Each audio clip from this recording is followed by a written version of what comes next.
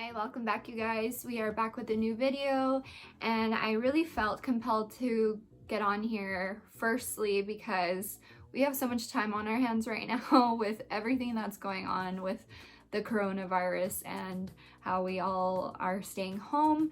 So I really wanted to make a positive video. Even if you're not self-employed, this is affecting us all. I wanted to come on here and possibly just help you guys get in a better state of mind, because I know for me it's been very difficult to be positive during this time. But I do feel like it's important for us to find silver linings when it comes to situations like these. We really need to reevaluate everything we're going through at the moment, and I really wanted to come on here and talk a little bit about what we can do to look forward to the future once everything gets back to normal, which we hope is very soon. So I made a list. Today I'm going to be focusing primarily on sanitation practices that you need to have being a makeup artist. Once we're out of quarantine, once we're ready to go back to work, I think it's important to always remind ourselves what is sanitary and what is not. The first thing I really want to talk about is what should we be doing during this time of isolation, this time where we are at home, we're probably feeling helpless and really defeated. I know I really felt that way. To keep it real with you guys, I felt very defeated yesterday. I was just analyzing about all of the jobs that I lost this month, and I know I'm not the only one. I know that almost every single one of us is going through something similar. So I really wanted to focus on the positives and the silver lining to being at home and to having all this time on our hands. So the first thing is use this time to sanitize your kit. So use this time to really deeply clean your kit. Make sure you spray everything, make sure you wipe everything down, make sure you clean the mirrors on the palettes, make sure that any cream products you are sanitizing by spraying 70% alcohol on it and letting it evaporate so that it's fully clean and proper to use on the next client that you may have. I personally will spray cream products with the alcohol. I'll take a paper towel, clean the top layer of it once I see that the alcohol is evaporated, and then I clean the sides and I'm good to go. Yeah, use this time to have some quality time with your kit. Make sure you are getting in every little crevice of every palette, every brush that you use. Make sure you deep clean everything. The second thing is prepare yourself for the busy time that's to come. Right now we are encountering a lot of postponed weddings, postponed photo shoots, canceled events. Use this time to really prepare, to really take a look at your books and see when you're gonna have availability to reschedule those clients that ended up postponing their wedding. The next one would be write down your objectives for the year.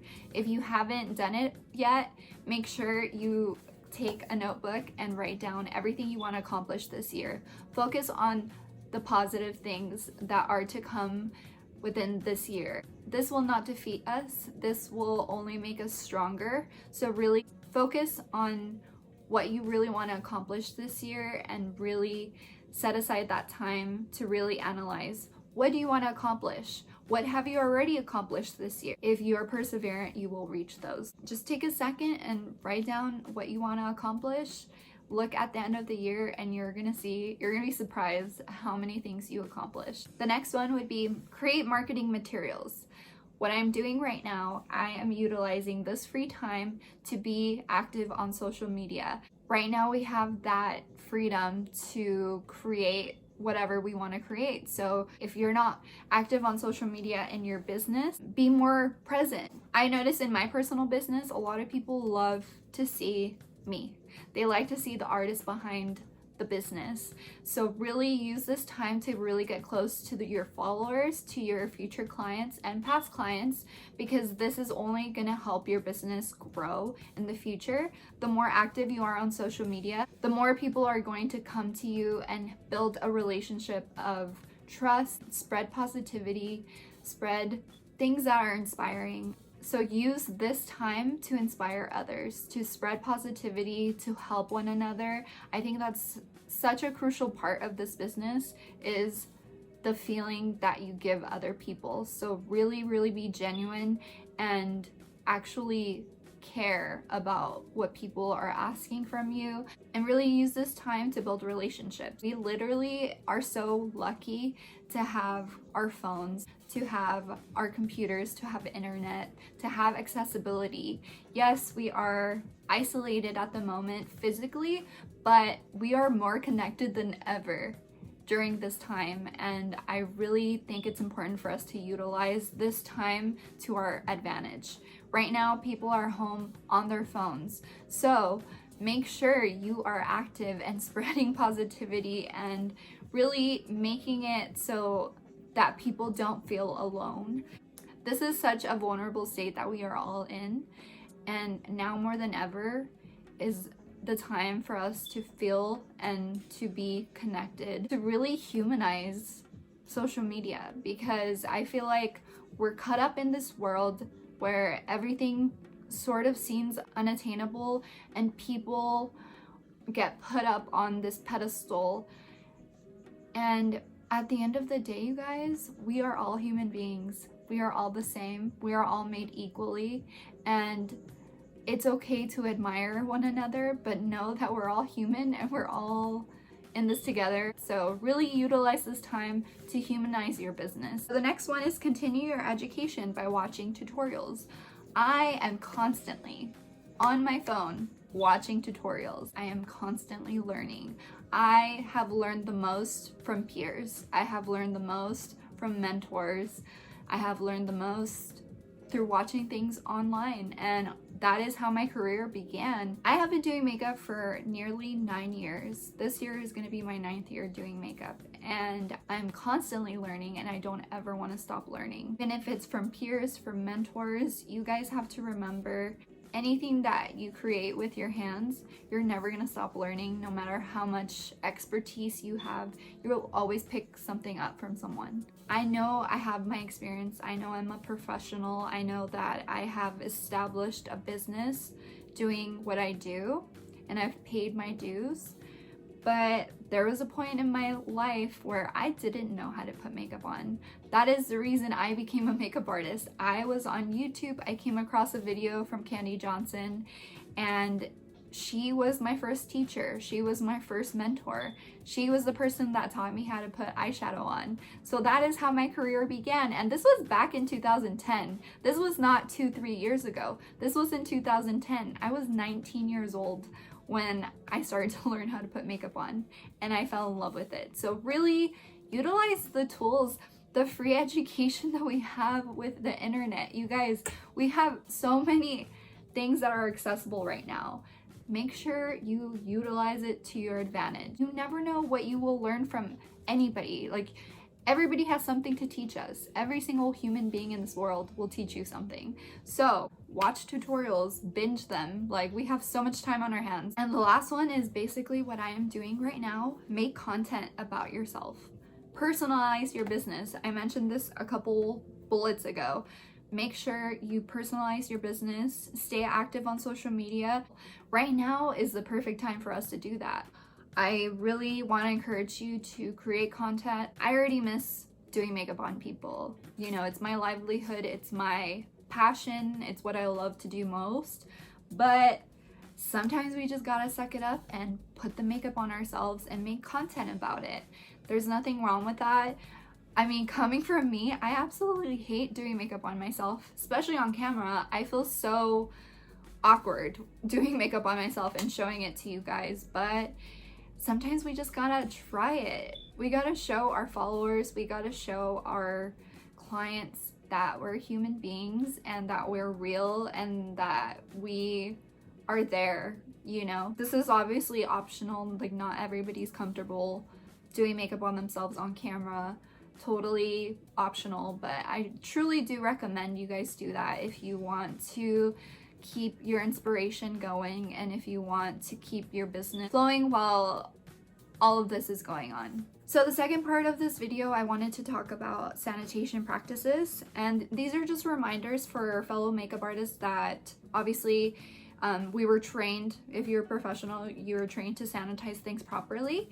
And so I wanted to come on here and just kind of do a refresher. The first one would be always use new lashes. Don't ever reuse a pair of lashes on anybody.